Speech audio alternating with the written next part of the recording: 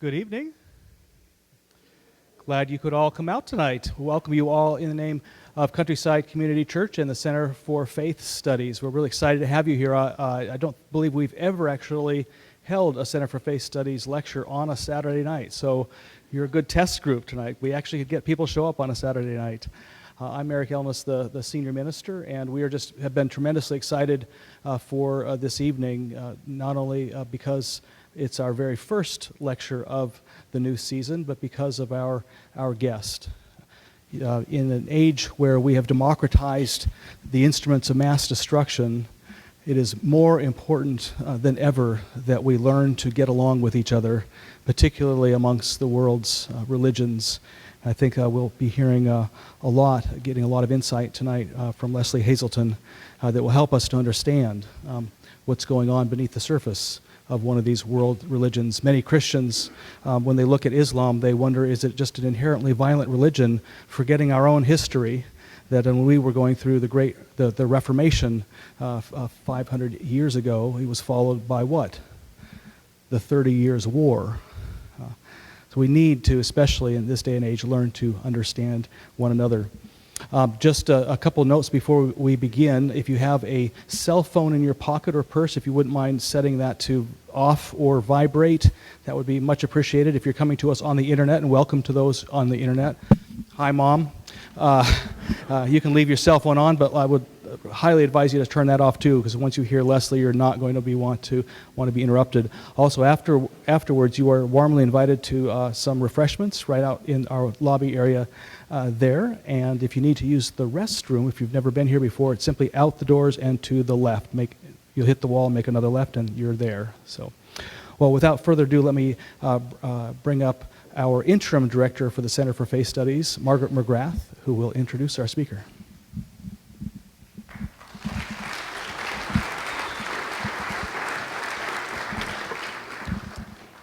Thank you. I join with Eric and everyone here at Countryside Community Church to welcome you all to our first lecture in the 2013-2014 series.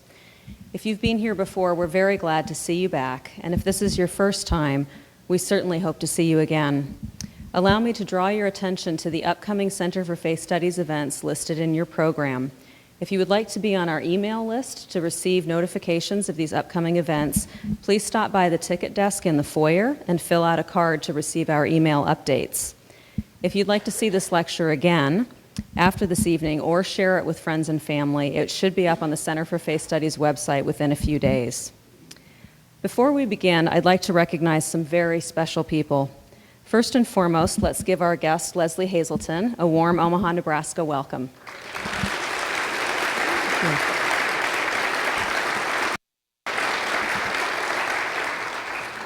Next, I'm honored to recognize the partners who helped us create and promote tonight's event in the community. First, Dr. Nasser Al-Sharif from Creighton University, who graciously invited us to participate in hosting Ms. Hazleton. Thank you. We were very blessed by the generosity of our promotional partners. If you are connected to the Tri-Faith Initiative, Project Interfaith, the Middle East Educational or Cultural Services, the Muslim Student Association at Creighton University, or the American Institute for Islamic Studies and Culture, please stand and be recognized at this time. Thank you. Thank you all.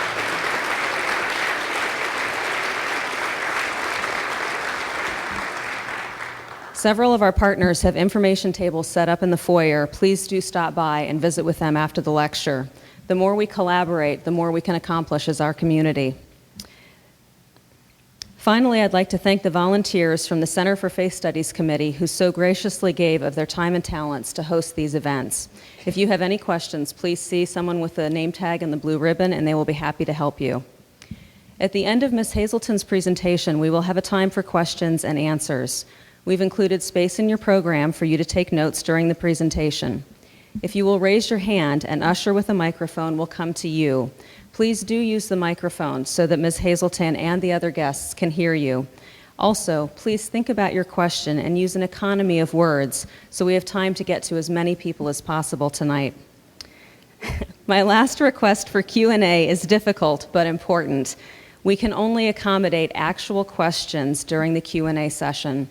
We are all very aware that our world is one of complicated concerns and emotional issues. We come together in this space and time to explore a variety of perspectives and ideas. Please ask your questions during the Q&A and engage in discussion while enjoying refreshments in the foyer afterwards, where Ms. Hazleton will be signing books. Drawing on Ms. Hazleton's 13 years as a journalist based in Jerusalem, writing for publications including Time, the New York Times, the New York Review of Books, and Harper's, tonight the Center for Faith Studies begins a series devoted to exploring the theme of reconciliation within and among individuals, communities, and the complex, wonderful, and conflicted world we live in. The issues we face today are rooted in the distant and not so distant past. Reconciliation flowers when we understand the intricately woven threads of history, culture, and faith, enabling us to bridge the gaps that divide us. We are so very grateful for your presence as we begin this conversation around the mysterious and crucial concept of reconciliation. Please help me welcome Ms. Lesley Hazleton to the podium.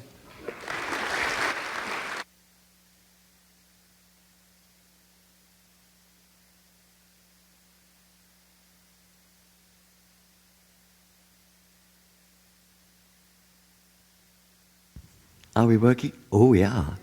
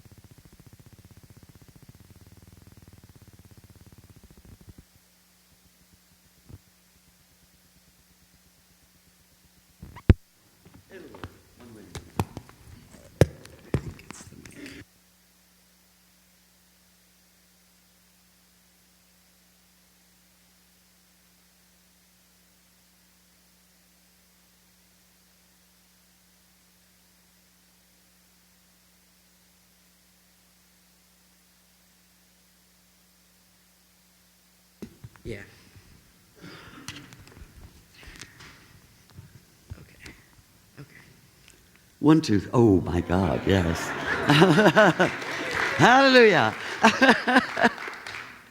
Okay, what's been on my mind recently, especially when it comes to questions such as the split between Shia and Sunni in Islam, is this: how do we live in the present with the past? I'm going to fiddle with this for a little bit. And it's a particularly cogent question for the Middle East. This is not working. We need tape to stick it to my ear or something. I have the wrong shape ears. Okay, is that better? No? Yeah? Oh, good. Okay. I mean, here we are in the United States, where we have a relatively short-term concept of history compared to the Middle East. The Middle East is a place where you can literally sit on the lintel of a 3,000-year-old house in Jerusalem. There's nothing else left of the house, but there is that doorstep of the house. The Middle East is a place where you can go out into the desert and you can see geological time. You can see what seems to be the most permanent thing there is, which is rock, move You can follow the motion of the rock over hundreds of millions of years as it folds in on itself, as it rises up out of the earth, and it makes these extraordinary shapes. And you have, inevitably, if you live in the Middle East, and especially if you live in the deserts of the Middle East, you have a different sense of time. You trace yourself much further into the past. And this, what I'm going to be talking about tonight, is a story of the past. Now, I would use the word history, except I know that the moment I use the word history, everyone's thinking, oh, those history lessons at school, you know, the dates, this, having to memorize, and it's dry as dust, right? Because it's told, usually, without the most essential part of it. Take off the first two letters of history, and what you have? Story. And that's what it is. It's our story. It's the story of our past. It's the story of who we are. It's the story of how we got here. And nowhere are those stories more vital, more essential than in the Middle East. It's a Middle Eastern story that brings us all together here. It's Middle Eastern stories that are behind all three of the Abrahamic religions.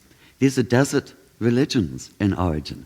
They began in this place of seemingly endless time, beyond human time. What we're dealing with here with the Shia-Sunni split is a story that, a crisis, an epic story, and I use the word epic advisedly, that took place 1400 years ago. But in the Middle East, whereas there is a different concept of history, in the Middle East, which is the one place in the world that seems to have the longest history, the oldest recorded history, the irony is that, in a sense, there is no such thing as history. Because the past is never done with. The past is never over. The past is in the present. So what happened 1400 years ago in people's hearts and minds is very often as real and as live as if it had happened yesterday. In other words, what I'm saying is that the whole approach to history, the way people think of history in the Middle East, is totally different. It's alive. There is no such thing, in a sense, as the past. It's all present. How do we live with this? When it comes to the Shia-Sunni split, it's a particular problem because in the West it's usually told as what I call a nutshell.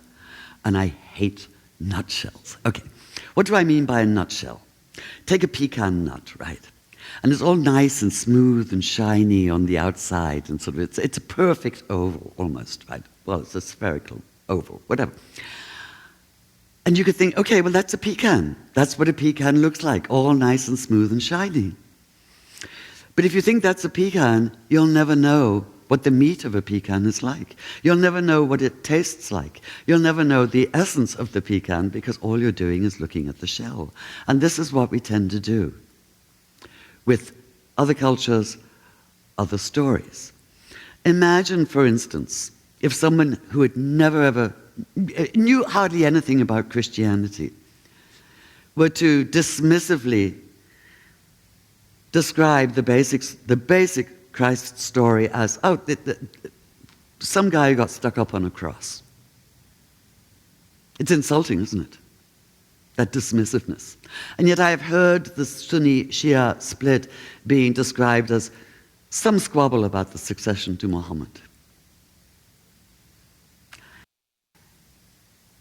So what happened was that in March 2004, I was sitting with a friend, and we had just heard the news about what had just happened in Karbala, in Iraq. And Karbala was one of the two holy cities of Iraq, two Shia Muslims.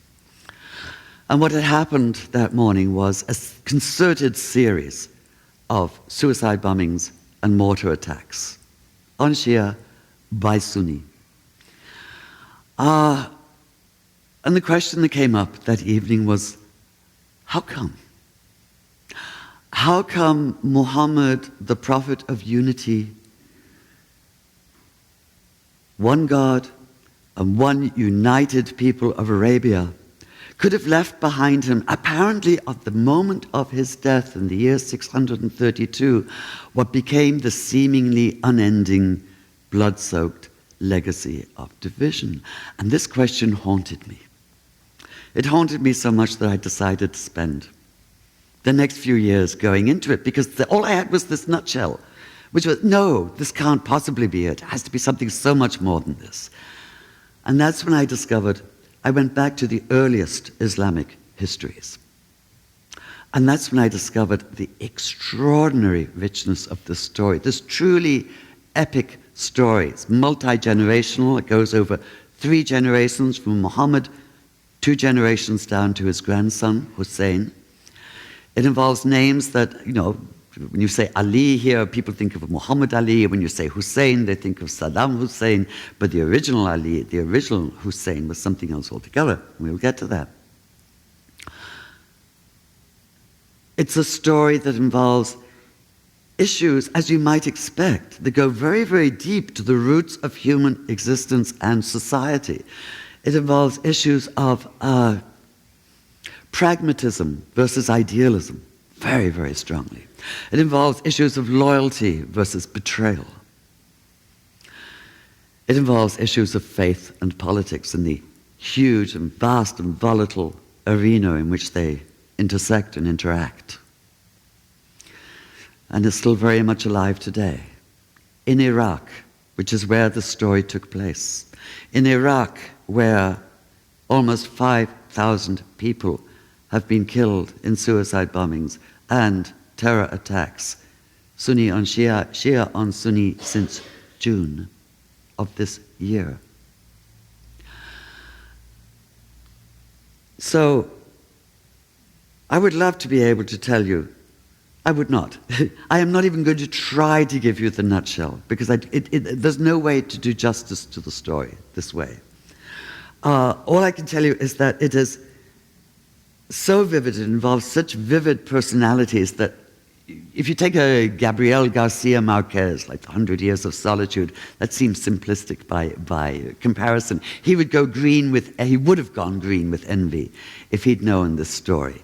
It is, at the core of the story, however, is this. Is the extraordinary fear of what was known as fitna, which means division, divisiveness, conflict, which was the one thing that Muhammad devoted his life after he received the first revelation, once he became a prophet, to abolishing within Arabia, of bringing all the tribes together under the umbrella of Islam, under the banner of Allah, the one God. And Allah, of course, simply means the God, the High One. So how did it happen? The source of it, you might say, is that Muhammad died without a son. I know this sounds sexist and so on, but we're talking about 7th century Arabia. If Muhammad had had a son who survived, there was one son who died in infancy, which was very, very common at the time. If Muhammad had had a son, perhaps all this would never have happened. Perhaps it would have been just obvious who would succeed him as the leader of this newly united Arabia after his death. Perhaps if it had taken place a century earlier, it wouldn't even have mattered so much. But it mattered because in the 7th century, Arabia was being united at precisely the time that north of it, the Byzantine Empire to the west and the Persian Empire to the east had fought themselves after 800 years to exhaustion, creating a vacuum of power to the north of Arabia, which is how come you then had what they call the Muslim conquest, which took place mainly, by the way, without any swords at all. There was simply a vacuum of power, and this newly united body out of Arabia just took over, was empowered. If it had been a century earlier, it wouldn't have happened. And where the Byzantine Empire and the Persian Empire had clashed most severely was in Iraq. Iraq, it's today Iraq, it was even then called Iraq, the land between the two rivers, was where they abutted each other and where they fought most. So what happened? The Shia today are 20% of all Muslims. So you think, okay, why all the fuss? Just 20%, they're the minority. But the Shia are also the majority wherever there is the most oil.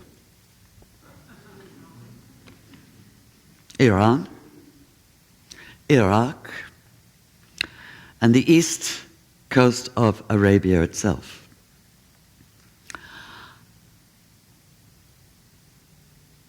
And, of course, the whole conflict is being used, with Iran trying to establish itself as the leader of Shia Islam and Saudi Arabia establishing itself as the leader of a particularly conservative kind of Sunni Islam. So this goes so deep that it can always be used. But let's get back to the actual story. Fitna, division, the one thing everybody is most determined to avoid, the one thing everybody fears most, is the one thing that they bring about. This is an absolutely human, tragic story. It has the inevitability of Greek tragedy, played out on a much larger scale, on a much larger stage, with many more actors. So, no son. Muhammad had 4 daughters with his first wife, Khadija. And this first wife was a loving, caring, monogamous marriage that lasted 24 years until her death. This you probably don't hear about. You hear about him as this lecherous polygamist and so on. What about all the other wives? He married 9 other wives in late life, in his 50s, after Khadija's death, and all of those were diplomatic marriages of the kind that any leader at the time made. But what is absolutely clear when you go back to the earlier sources, to the early histories, the early Islamic histories, is that Muhammad mourned Khadija until the day of his own death. She was the one woman he truly, truly loved. And she was the only woman with whom he had children. 4 daughters and 1 son who died in infancy. All the other wives he married, only one of them was a virgin when he married her. All the others were widows and divorcees. All of them had children from previous marriages. Not one of them became pregnant by him. The conservative interpretation of this is that this was the price that he had to pay for prophethood, that he would not have the basic human satisfaction of more children, that this was what it cost, that he would be, as they say, abtar, cut off, in the sense of male progeny. But it meant that when he died, it was not clear who was going to take over. Now, the Shia will bring over, and I've covered this in the book, so I'm not going to even try to nutshell it now, say that he wanted Ali to be his successor, his Khalifa, thus the English word Caliph. That he wanted Ali to be his Khalifa and had said so, but not in quite so many words. Ali was his cousin and also his son-in-law. Ali had married his favorite daughter, Fatima. In fact, Muhammad himself had married them.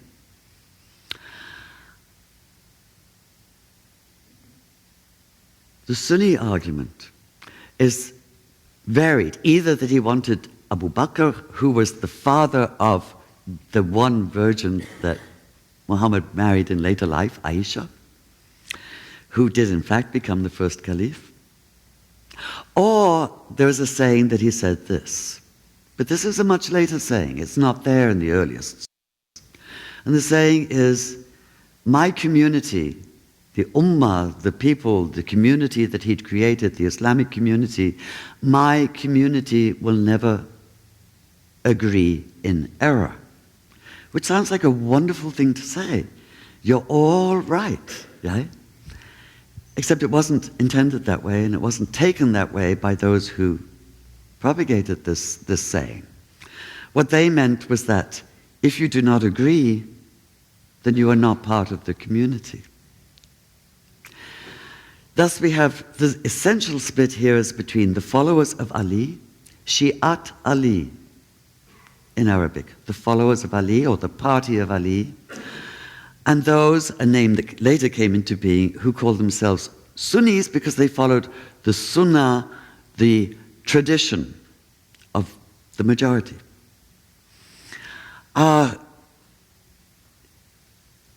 This played out over 50 years in the following way. There were 4 caliphs in the years immediately after Muhammad's death. Abu Bakr, one of his fathers-in-law, right? Omar, another of his fathers-in-law, who was a great warrior and led most of the conquest. The conquest did involve 2 huge battles, one against the Persians, one against the Byzantines. Otherwise, it was relatively peaceful. And then 2 of his sons-in-law. Uthman was the 3rd caliph, and Ali, the 4th caliph. But there were those who said, and the Shi'at Ali said, that Ali was supposed to be the 1st caliph, and they refused to recognize any of the caliphs. In fact, they refused to recognize the caliphate, and referred to Ali as the 1st imam. Not imam in the sense of the regular leader of prayer in a mosque, but imam with a capital I. Ali finally became the 4th caliph and was assassinated after just 5 years. He was assassinated by the Kharijis. And the Kharijis were people for whom he was not orthodox enough. He was not... Basically, they were the early fundamentalists, the early violent extremist fundamentalists, who said that he had no right to decide for them about anything at all. Judgment, they said, belongs to God alone, and thus did what fundamentalists still do today. In the name of God, they abrogate the judgment unto themselves and carry out what they think is the judgment of God. In other words, they act as though they were God. And this is the true obscenity of violent fundamentalism and violent extremism in God's name. Ali was assassinated, and a wonderful character called Muawiyah takes over. Muawiyah becomes the 5th caliph. And he's a wonderful, wily, Byzantine kind of politician who has no interest whatsoever in the whole religious side of it.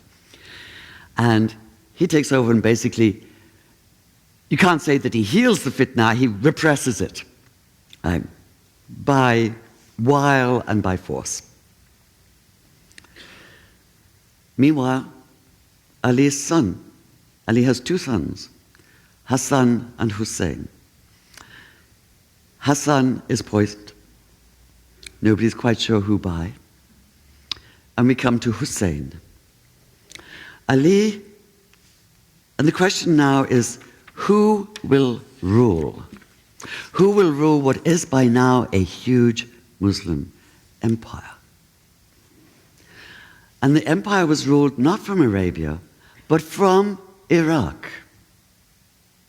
Because that is where the movement grew out of. The power was centered in Iraq. Of all places in Iraq is where the Shia-Sunni split became engraved in stone, as it were. Muawiyah established the first Sunni dynasty in Damascus, which would later move to Baghdad. Ali was assassinated. And then 19 years after Ali's assassination, the Iraqis rise up in rebellion against Muawiyah's son, Yazid. And they call to Hussein, who's at the time still living in Mecca, to come and lead them and reclaim the leadership of Islam. And it seems like a useless proposition. Muawiyah is incredibly strong.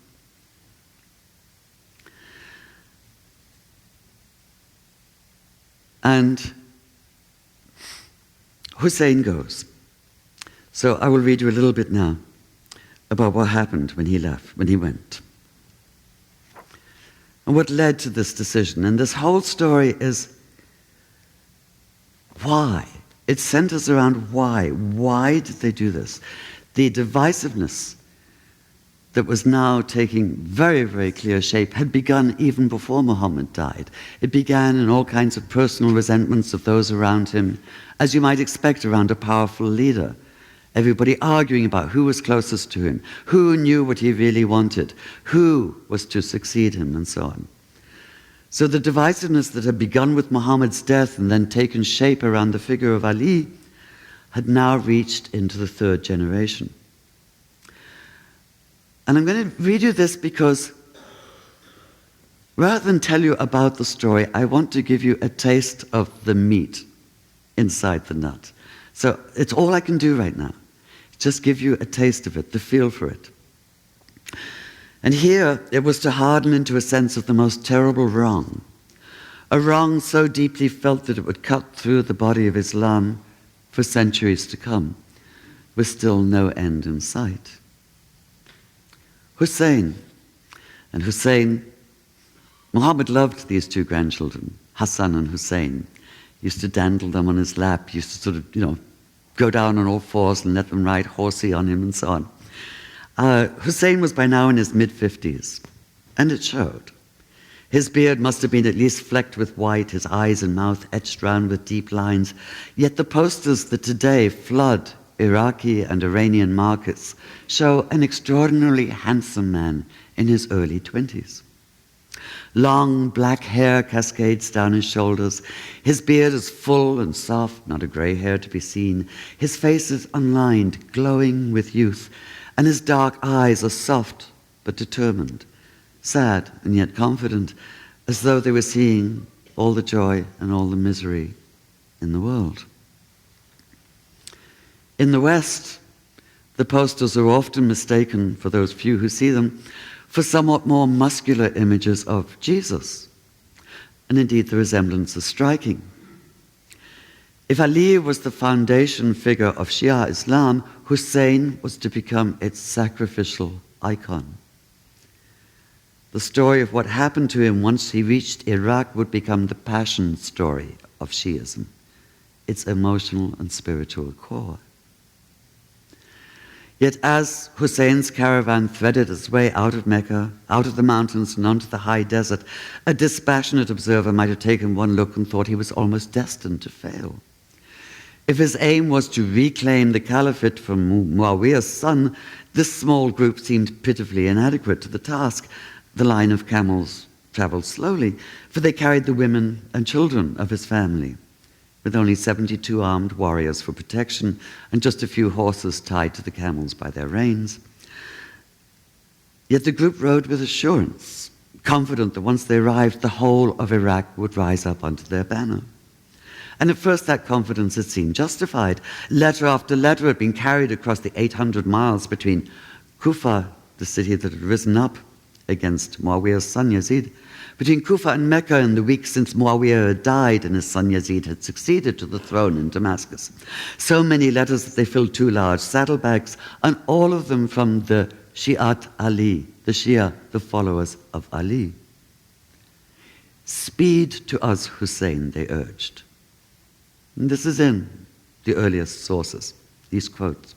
The people are waiting for you and think of none but you. Claim your rightful place as the true heir of the Prophet, his grandson, his flesh and blood through Fatima, your mother.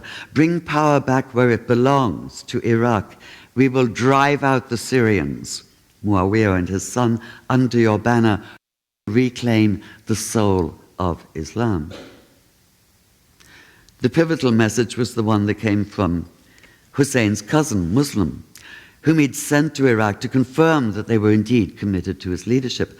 I have 12,000 men ready to rise up under you, Muslim wrote. Come now, come to an army that has gathered for you.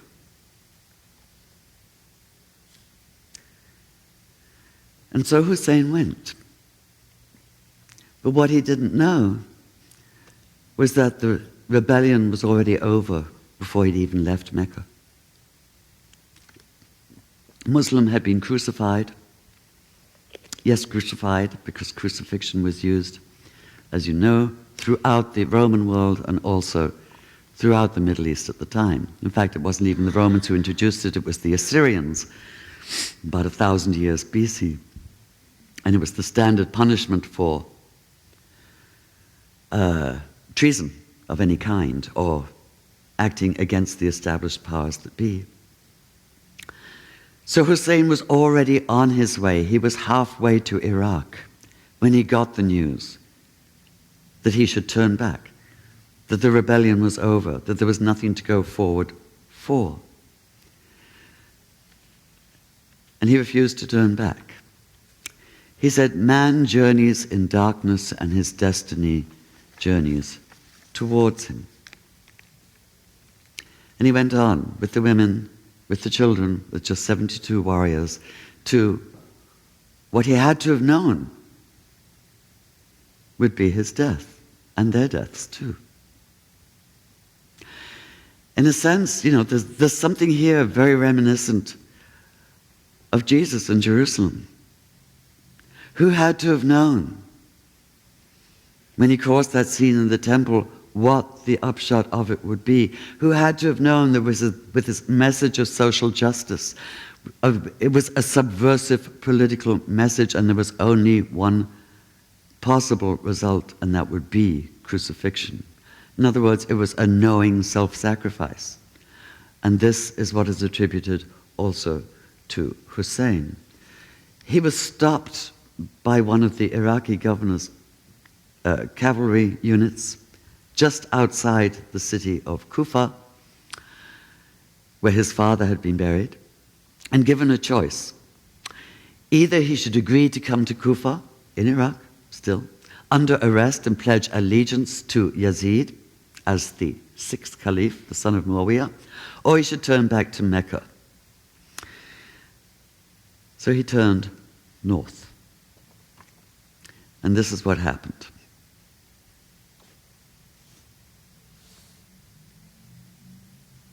He led his small caravan along the desert bluff overlooking the immense flat valley formed by the Euphrates and the Tigris. And the cavalry detachment rode alongside, more like an escort than an enemy.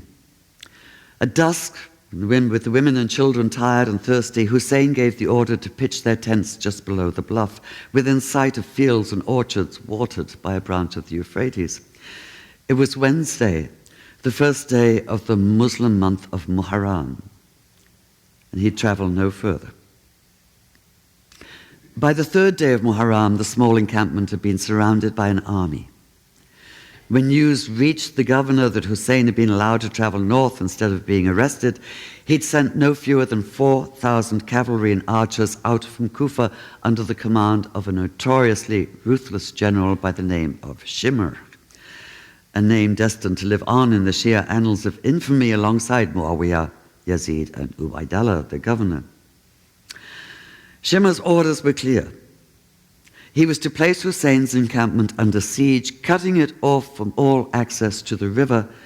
In the terrible, stifling heat, he was to allow not one drop of water through the lines. Thirst would bring Hussein to his knees. As both the survivors and the besiegers told their memories of the next 7 days, they would unfold as an almost stately series of events, as though the story were playing itself out on a stage far larger than this desolate patch of sand and stone. Even as they spoke, the people who told the story seemed aware of how sacred it would be, of how history would loose the bonds of gravity and soar into legend. While Shimr and his 4,000 men waited for thirst to do its work, undying memories were created.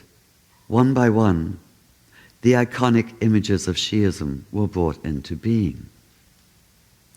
There was Hussein's nephew Qasim, who married his cousin, Hussein's daughter. This was very common at the time, to marry one's cousin, in that beleaguered encampment.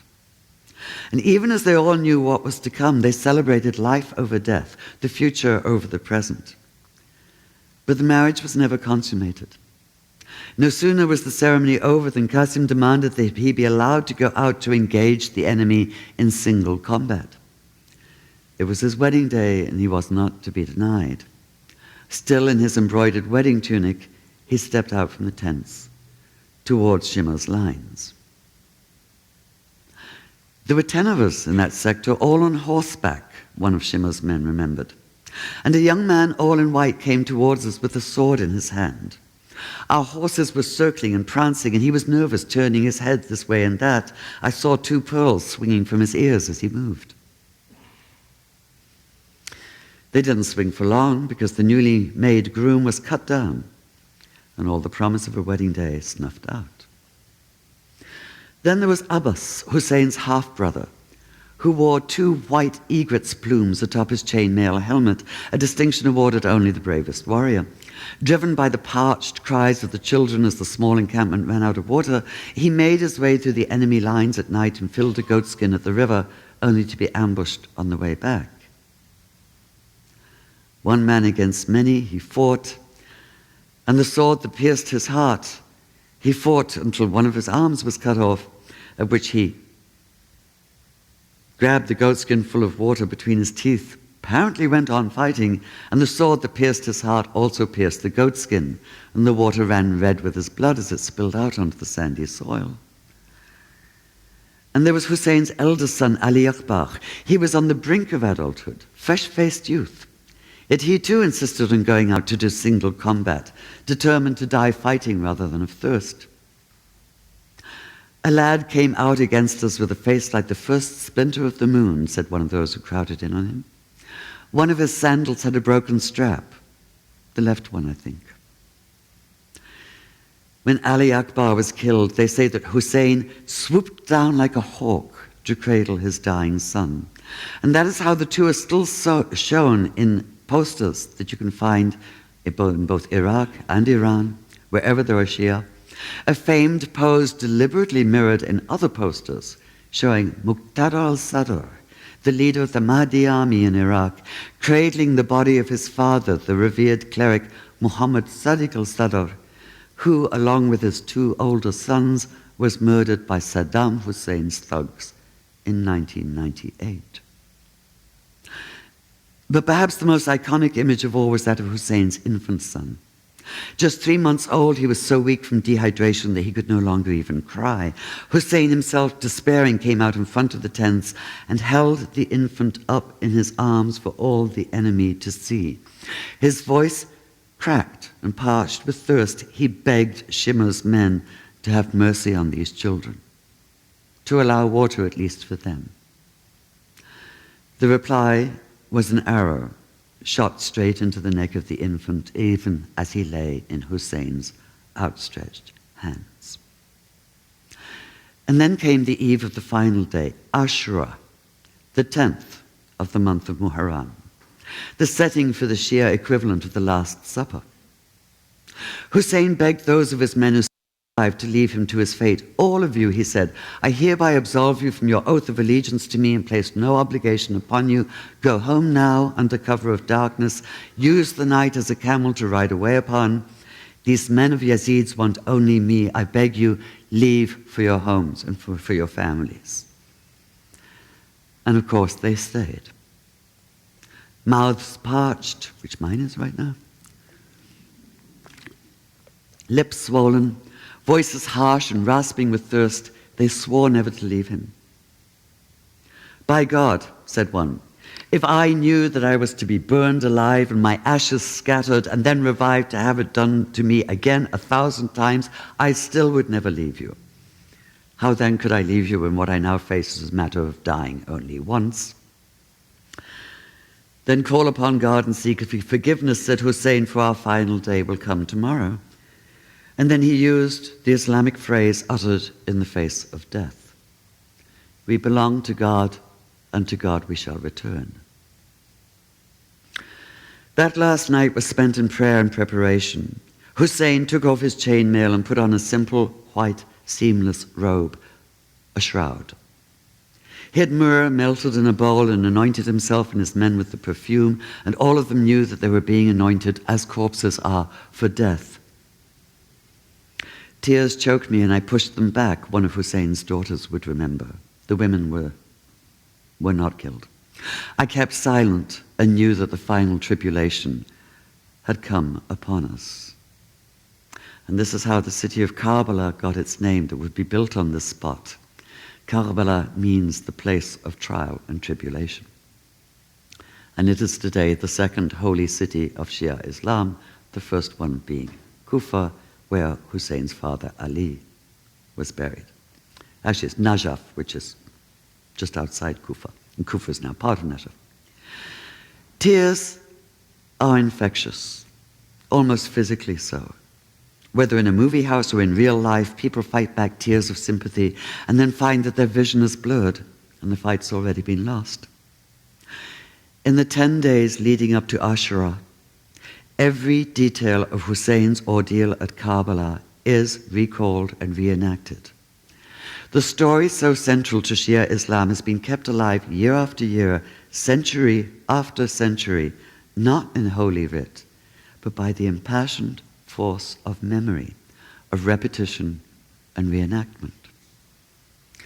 A vast cycle of tazia, or passion plays, is staged every year, so many of them in so many places that the Oberammergau cycle of medieval Christianity is a pale mirror by comparison.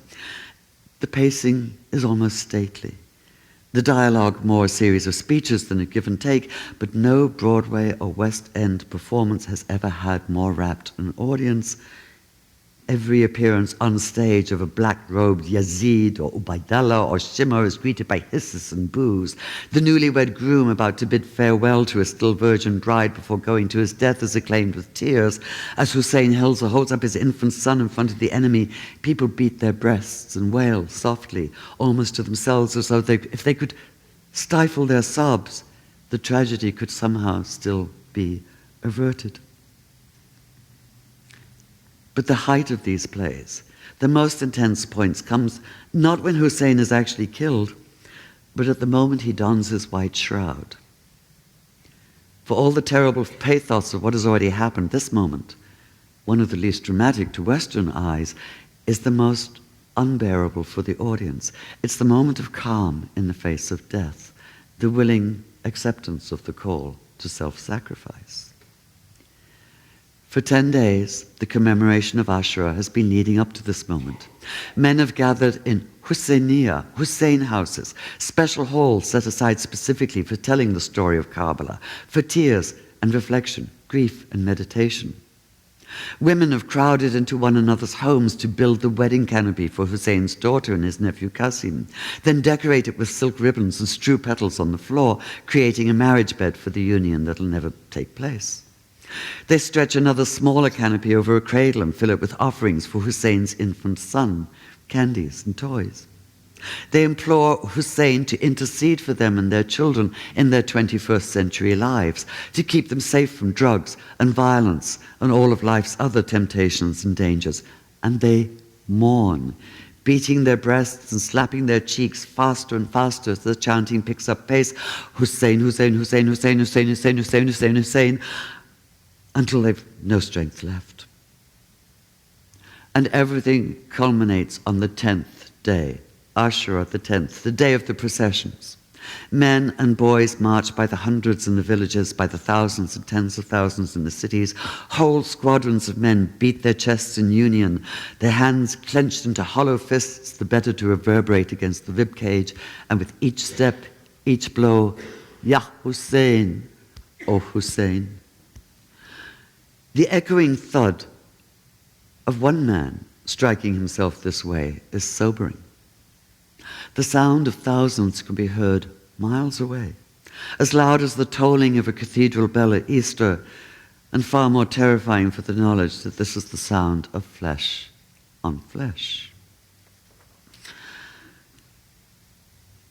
Throughout the procession, people carry posters blown up large, garlanded with flowers and with green and black silk banners, green for Islam, black for mourning. Some are the standard ones of Hussein, his kafir falling in graceful folds to his shoulders, but others are specifically for Ashura, and these show his bare head angled back, blood on his forehead, and his mouth open in agony. The head seems to float in space, and in a way it does. It is severed, and it's speared on the point of a lance.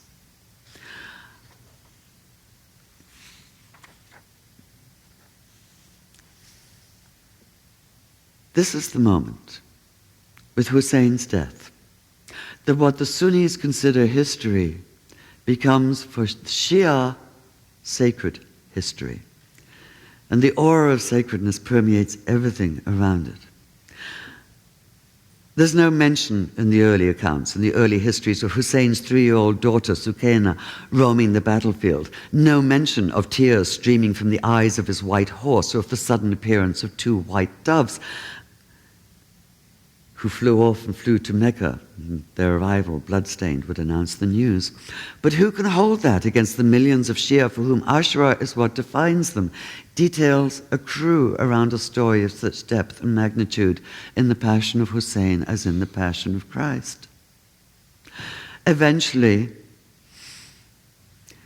they would tell how Lahik, that noblest of all Arab stallions, Hussein's white horse, bowed down and dipped his forehead in his master's blood, then went back to the women's tent, tears streaming from his eyes, and beat his head on the ground in mourning.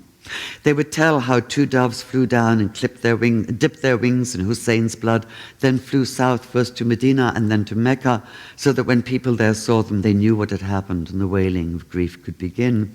They would tell how the 3-year-old Sukaina wandered out onto the battlefield in search of her father, crying out for him piteously, surrounded by blood-soaked corpses. And with time, it made no difference if Abbas really had fought on with only one arm, with the goatskin clenched in his teeth, or if the horse really did cry, or if the doves really did fly down from heaven. Faith and need said they did. The stories have become as true as the most incontrovertible fact, if not more so, because they have such depth of meaning. As with the death of Christ, the death of Hussein soars beyond history into history. It enters the realm of faith and inspiration, of passion, both emotional and religious. How does one live with a story like this? How does one live with a past like this? I've been told by Sunnis who've read this book that they never knew the story. They never knew these details. They never knew how deep it went. And they have a new compassion for the Shia point of view.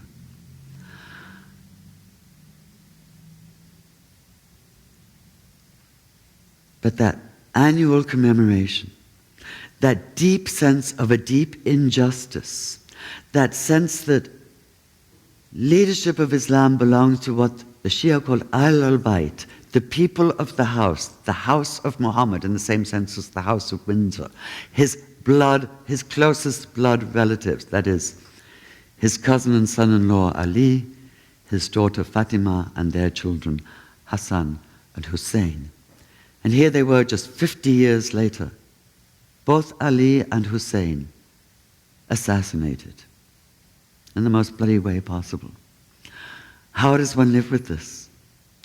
Or does one make pragmatic accommodation, which is of course what Muawiyah, the 5th Caliph, did, and say, right, just keep it down, folks. We are going to go ahead. This is now a matter of politics and not of faith. How does one make that differentiation between politics and faith in a part of the world where the two are inextricably intertwined, still are?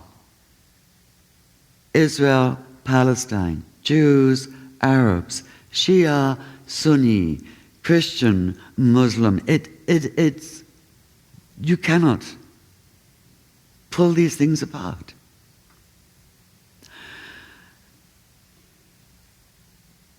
And you cannot get beyond the past until you acknowledge it. I speak here, my training was as a psychologist before I became a writer and before I got involved in history of religions. the only way to live with the past is to acknowledge it, to acknowledge that it's part of you, it's part of who you are. And if you repress that acknowledgement, then it will haunt you. Then you will never be rid of it. Then it will determine the present, as it is still doing in Iraq and in Iran and in Afghanistan and in Lebanon and in Somalia and most recently in Kenya.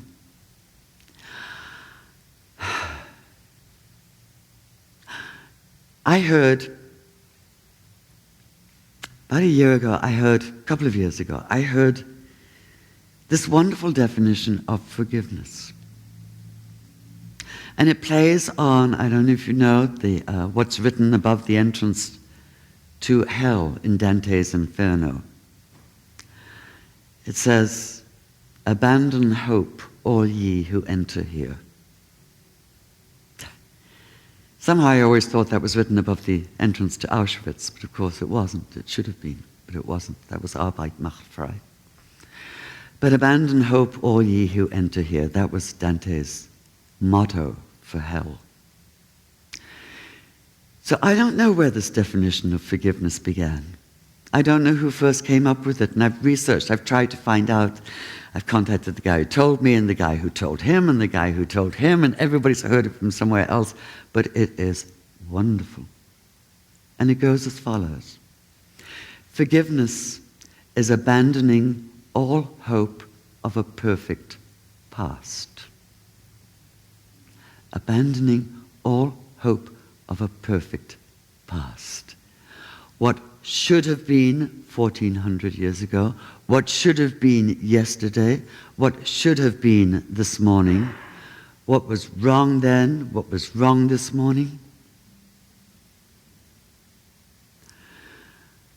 This idea of perfection is built into fundamentalism. Fundamentalist Muslims, for instance, the Salafis and the Wahhabis, do you hear about?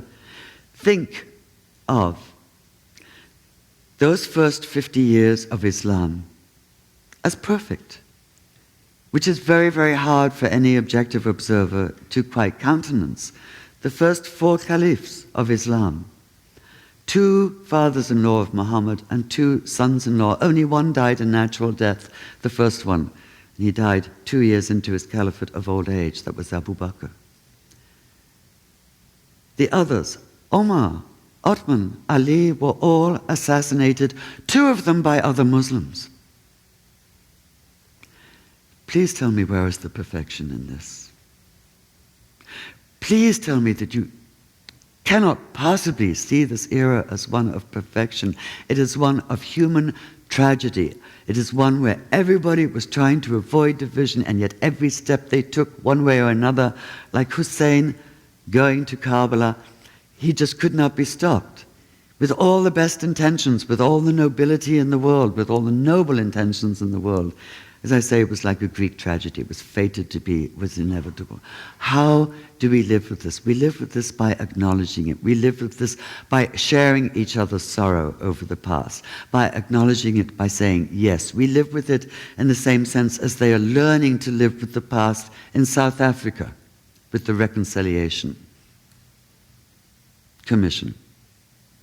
And it's hard and it's difficult to accept that we're just human, that we're all imperfect, that there is no such thing as perfection. And I think that may be one of the things that most distinguishes the vast majority of us from this extremist minority who try to dominate the conversation so much. They insist that they're right in everything. They insist that they know what God wants. They insist on perfection. And it is our job to stand up for being human, for being as good as we can, and praising God for that. Thank you.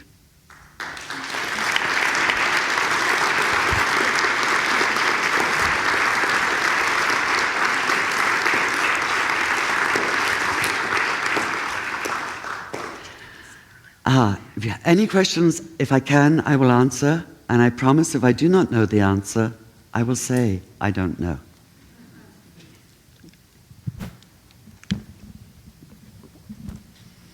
comments? Any reflections? We have had conflict in Ireland for many, many years.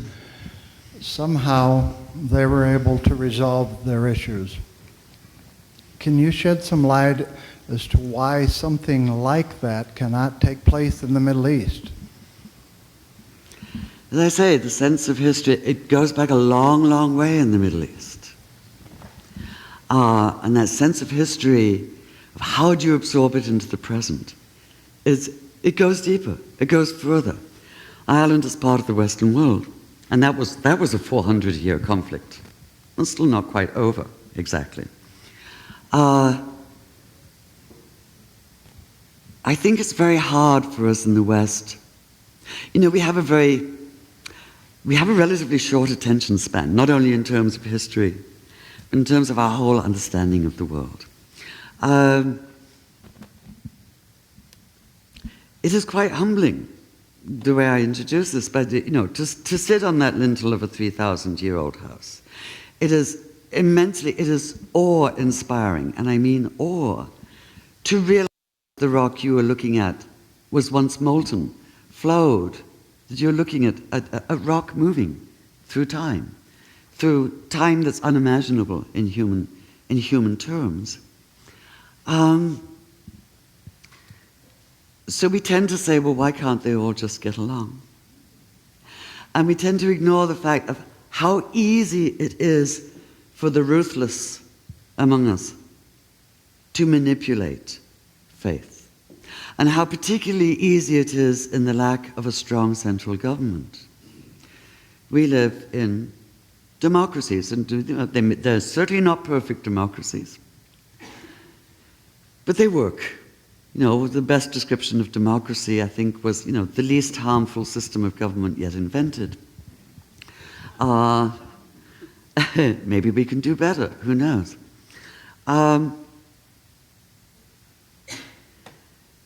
When democracy fails, there's a tendency to fall back into other forms of identity. And you know, we think of religion as a matter of belief. You believe in God, or you do not believe in God. You believe in God through this prophet, you believe in God through that prophet, and so on. I don't really think it is. I think religion is something far more than this. That's part of it. But religion is part of your identity. It's part of it's your past, it's where you come from. It's what leads you into the present and on into the future. It's who you belong with, it's your community, which is why I, as a completely secular, agnostic Jew, still light memorial candles for my parents on the anniversaries of their deaths and say the Kaddish prayer. I don't believe a word of that prayer. It's not about death, it's a prayer entirely in praise of God. I don't believe a word of the prayer, but I would never dream of letting one of those anniversaries go by without lighting that candle and saying that prayer. On the front door of my houseboat in Seattle is a mezuzah. No, that little symbol that's meant to have the prayer inside. Mine doesn't, but it doesn't matter. The mezuzah is there to say, I'm Jewish. This is me. This is part of who I am. And you can't take that away from me. To take that away from me would be like saying, I would be somebody else. It's as important a part of me as my being a writer, as my being a psychologist, as my being a woman, as my being a liberal, as my being all the other things I am. I would be somebody utterly different without that. And as my being an agnostic. And I realize that all these things don't necessarily go together. But why should I make perfect sense? I'm human. I'm imperfect. I've got all these things sort of roiling around inside me. So this is what people fall back on. And the lack of. What I should have said also is I'm American. I'm also English, but we don't pay attention to that anymore. 2 passports. But I'm American now. Right? I may not sound it, but I am. If you take that away, and everything that America is starts falling into pieces, what happens to us? How do we start lining up? Maybe the Christians come here to this church, right? And the Muslims will go there to that particular mosque, and the Jews here to this synagogue, and so on. Everybody is looking for somewhere to belong. We have this meta-identity that binds us all together, whatever faith or non-faith we are as Americans. Take that away, which is what is happening in the Middle East, and what has happened for so long in the Middle East as a result of colonialism and a result of what people call post-colonialism, but basically is still colonialism, because we're still dealing with the fallout from colonialism. And this is what people fall back on, and you cannot blame them. I have no idea. You're asking me for a solution. I have none. I have none. But I just hope that enough people, what terrifies me, as it's supposed to, about extremist terrorism, is that it does precisely that. Not only does it kill people, it terrorizes those it does not kill into silence, into submission. And this is really, it's real evil. The people who are afraid to speak up, they're afraid to say, no, this is not Islam. This is not Judaism. This is not Christianity. You do not murder in the name of God. You are anathema to God when you do this. And not enough of us have, I would say courage, but I really don't think it's a matter of courage. I think it's a matter of determination, a matter of feeling that what we say and what we do can make a difference. It's too easy to retreat into silence, to say tut-tut and tuss-tuss, and it's tragic and it's awful, but there's nothing we can do about it. We can act. True, we cannot change the whole thing. It's like one time I was back in Jerusalem. I lived in Jerusalem and worked in Jerusalem for 13 years. And a friend had organized a party of everybody in the psychology department. And in the years I did my master's in psychology, it was an amazing department, including people who eventually went on to win the Nobel Prize and so on, in behavioral economics, which was not my field, but mine.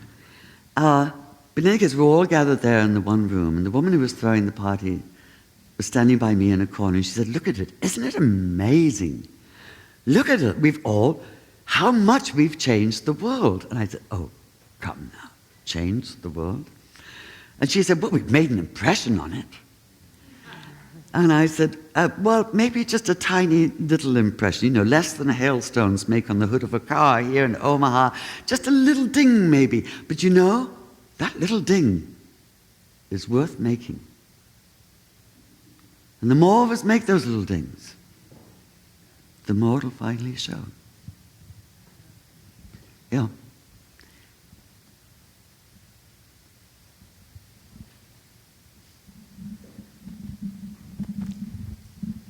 I have a question over here. To your knowledge, are there any political or religious leaders in the Middle East that are making any efforts at reconciliation between the Shia and the Sunni? Oh, lots. Yes. I can't name them off the top of my head, but yes. But it's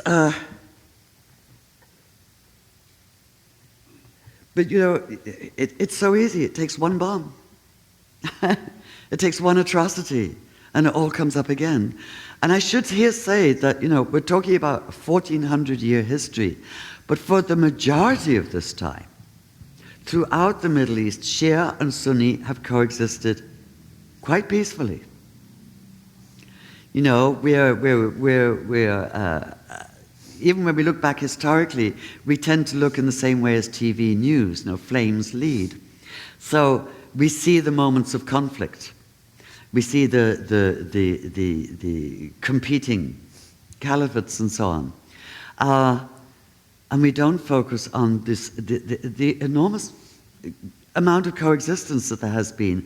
Most strikingly, one of the places where the coexistence was stronger was in Iraq, before the American invasion, before we opened up that Pandora's box,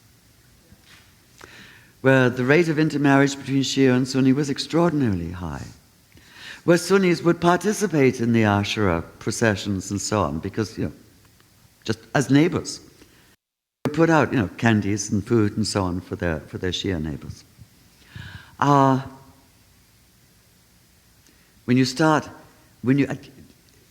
I mean, this is basically, the impetus for why I wrote this book. I could not believe that we had done this, that we had barged on into Iraq, pitting Sunni against Shia, without even knowing the story, without knowing the depth of it, without knowing how yeah, sorry, I'm speechless with it. Yeah, the question here. Would you say just a few words about the historical implications of the women that surrounded Muhammad? Yes. You talked about his Yeah. final wife, his early wife, and his daughter. Yeah, we tend to think of Muslim women as practically in purdah and so on, it's hidden away, which in some very conservative countries they are, notably Saudi Arabia.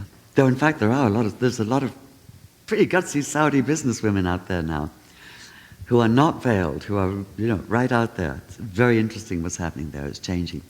But you go back to Muhammad's time, and the women are right out there up front.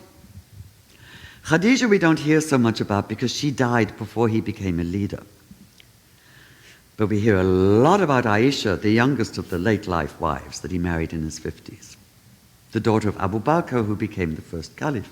And in fact, and this totally amazed me when I read it, it was Aisha who led an army of 10,000 men into battle against Ali when he was caliph. She led an army, mounted on a red camel. She was right in the middle of all the fighting and so on, so yelling these blood-curdling screams and so on, urging her men on. And this is not what one expects of a woman in the 7th century Arabia.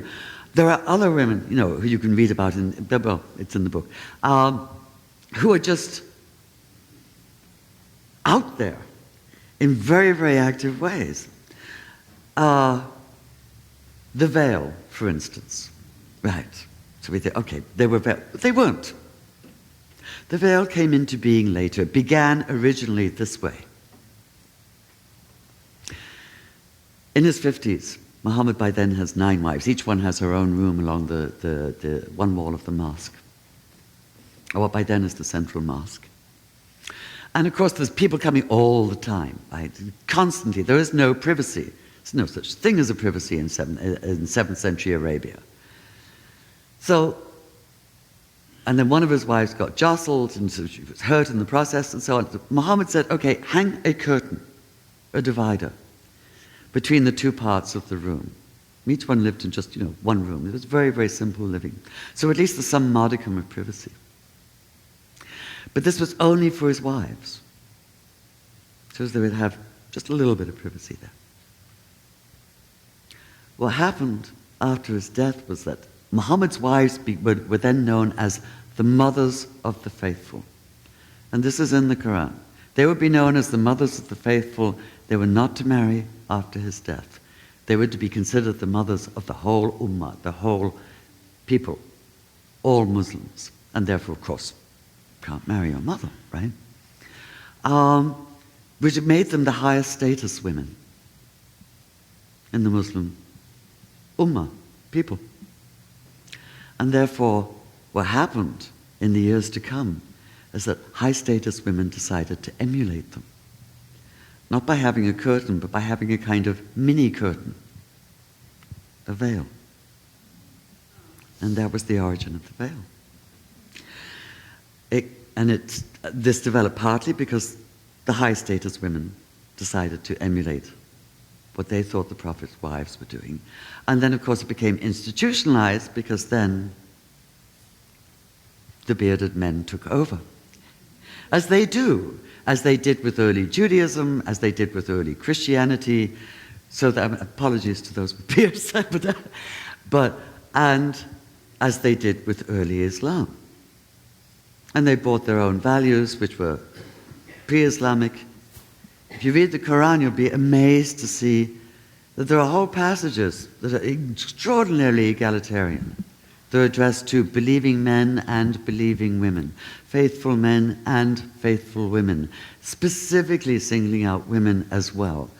There's anger at the tradition in Mecca of valuing sons over daughters, anger at it, that this is wrong, that daughters are equal to sons and of equal value as sons, and so on. There's extraordinary stuff in there, and in fact, in many ways it's far more egalitarian toward women than anything that's in the Bible. So it's part of what happens when religion gets institutionalized, when it becomes an institution of power, and those who grab the power then start to lay down the dogma. Right? Okay, enough of that.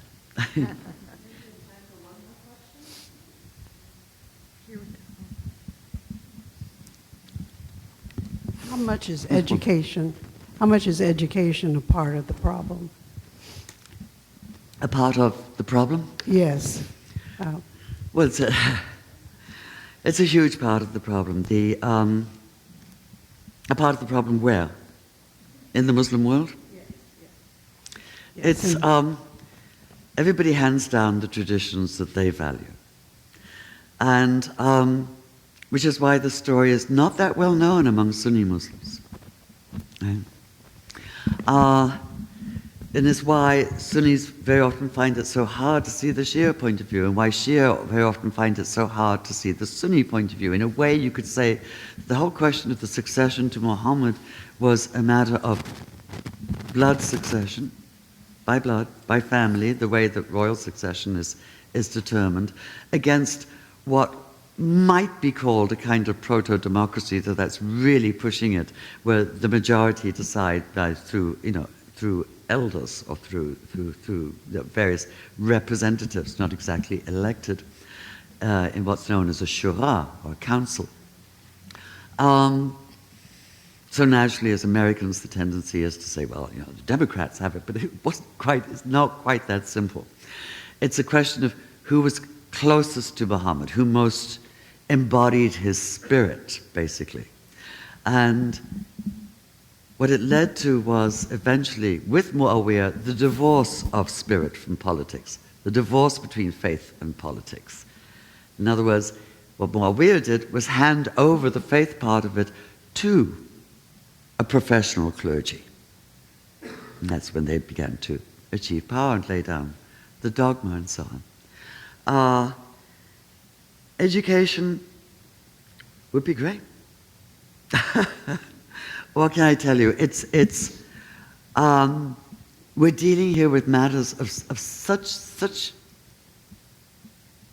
It's very, very hard to talk rationally about such matters. It's why I chose to read the portion I did. This is not a matter of reason. It goes far beyond that. It goes very deep to identity. There's the sense of identity, of who you are, where you came from, and where you're going to. So, for instance, both Shia and Sunni have criticized me for this book. Most have welcomed it, but many have criticized it. And what I find fascinating is that the criticism is always about the women. It centers on the women. In the same way that one of the main criticisms one of the main things that Islamophobes continually bring up about Islam is the status of women. As though they care. As though they really care at all. Of course they don't. But they bring it up as a means of attacking Islam, right? And what we're talking about most of the time, the status of the relatively low status of women is not enshrined in Islam, in the original Islam, in the Quran at all. It's cultural manifestation, as with, for instance, clitoral mutilation, which is totally un-Islamic. It's a cultural tradition brought to Arabia from Africa. How do I know so certainly that it's totally Islamic? I went back to those early histories. I'm reading the account of one of those battles, and there is Muhammad's uncle Abbas in a very, very famed battle. And he's pictured whirling his sword around his head, sort of, just in battle between Medina at that time and Mecca. And he's taunting his enemies to come fight him. And one of them, and he recognizes a lot of them. These people, this is what we also don't realize. how much this society was intertwined. I'll get to that in a minute. But he's whirling his sword around his head, and he sees that one of them is the son of a woman who does clitoral mutilation in Mecca. And he says, "Come get me, you son of a clitoris cutter." Wow! You know, it's obviously a worse insult than "you son of a whore," you know? Something entirely un-Islamic, but it's attributed to Islam because it takes place in countries that are Islamic. It's rather like saying shooting each other with guns is a Christian tradition because it takes place in a country that's Christian, largely Christian. I'm sorry, I've gone off. I forgot where I was going here. What was that? I get carried away. Status of women. What was the question? Education. Education, yeah. More of it, please. More of it, but it's oh, that's it. The criticism of the book has been from Shia that I've been too nasty to Fatima, Muhammad's daughter and Ali's wife. I haven't given her a big enough role, and the mother of Hassan and Hussein. I haven't given her a big enough role, and she is sort of like she plays the role in Shia Islam of Mary in Catholicism, the Virgin Mary. And the criticism from Sunni Muslims is that I've been far too mean about Aisha, the youngest of the late life wives and the daughter of the first Caliph Abu Bakr, and I've sort of painted her unflatteringly and so on, and why did I have to be so mean to her and so nice to Fatima? So this is how I know that I actually did achieve some balance in this book. Through the attitudes towards women. There was one other question here. Do you want to? I'm sorry. Huh? Oh, he was. Can we take one more? Yeah. I love Q&A. It's the most fun part. I'm sorry. Well, if this is indeed the last question, I wanted to put a bow on it. Since the presentation is Sunni versus Shia, I'm fascinated with the idea of colonialism or post-colonialism. And as we explore all of these territories, countries, however you want to classify them, I notice a commonality is that there's a dictatorship in almost every single one of them. Yeah. And in every instance, that dictatorship is usually the minority. And since you discussed how Shia is only 20%, and we're scratching our heads thinking, well, then what's the problem? Have you explored the idea of why is it that these dictatorships exist? I sort of know the answer to that, but I'm wondering if you could elaborate on why do these dictatorships exist, who is propping them up, and perhaps is there something more pervasive in society that says we stand a force at work that we stand to gain from keeping the Sunni versus Shia concept moving forward, and because it's profitable in some parts of the world or in some sense of people that disagree with that style of religion. I'll try to answer it as briefly as I can. Okay. First thing is look at a map of the Middle East. Do you notice how many straight lines there are? Has it ever occurred to you to wonder how those straight lines came into being? British and French officers standing together over a map, drawing a line with a ruler with a number 2 pencil. I'm not kidding you. Look at the letters of Gertrude Bell, who did a lot of meddling, along with Lawrence of Arabia and all the others, right? On the day that they've bought, they think that wouldn't it be a great idea to bring one of the noble scions of Mecca up to Syria and make him king there. Since he's from Mecca, surely everybody's going to love him. So they bring him up to Syria and they crown him king. And what does she write to her father that day? We got our king crowned today. Isn't that sweet? Listen, children, we got our little king crowned today, our little puppet king. Of course, it didn't take, and then they had to go and put him in Jordan instead. I mean, this moving things around this totally artificial map with no concern for identity, for ethnic identity, for linguistic identity, and so on. It was a matter of carving up the Middle East, basically, between the French and the British, and finding, suitable rulers in colonial terms who would eventually, of course, ensure the continued flow of oil. It's the curse of the Middle East that there is oil there. Because that's why we've been meddling for so long, and why we will not stop until we're independent of oil. The United States has just taken over from where England and France didn't quite stop, but more or less did. And it's dismaying to me, and this is why I say it's still colonial. Post-colonial is supposed to mean that you've recovered from the colonial times and so on. These dictatorships are very much to our advantage, of course. I mean, the fear with the so-called Arab Spring, I mean, there's a journalistic meme, if ever there was one. What does it even imply, Arab Spring? It implies, well, you're just Arabs, so you have one season in which to have a revolution. We give you 2 months, that's it. You haven't done it by then, fail. Lack of interest, pull out all our journalists, let you get on with it by yourselves. It takes time. It takes time, and it will change because education spreads not just through teachers, it is spreading through electronic means. You cannot keep people quiet anymore. No matter how much you try and interdict the internet and so on, there's get-arounds and people are making contact. And they're finding out what other people think. They're finding out other means of government. Sorry. I think that's saying it's time for me to stop. Thank you.